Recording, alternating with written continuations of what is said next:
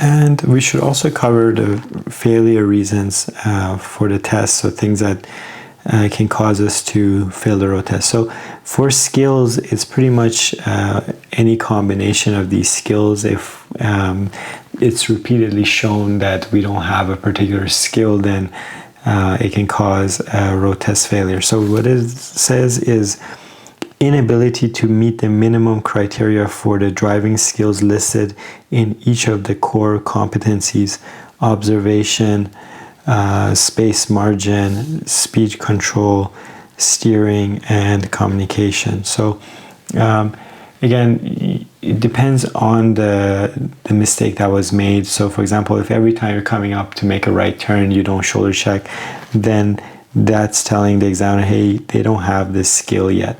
Or if you're backing up and you're not doing a 360 check, it tells them, hey, this person doesn't have this skill yet. Dangerous action, so DA, a driver's action or lack of action which could result in a collision or loss of control of the vehicle.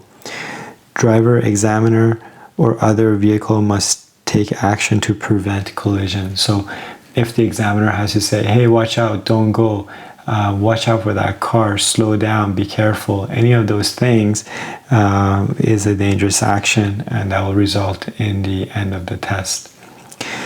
Violation, so for V, where observed behavior exceeds the range in the applicable criteria and is typically a ticketable offense. For example, does not stop at red lights. So anything the police can give you a ticket for is considered a violation. If you blow through a yellow that you can stop safely for, if you don't stop for a stop sign, if you're going 60 in a 50 zone, these are things that you would get marked for a violation. Other, so inability to operate equipment once test has begun, unwilling or unable to perform maneuver, hitting objects, driving over curbs and sidewalks.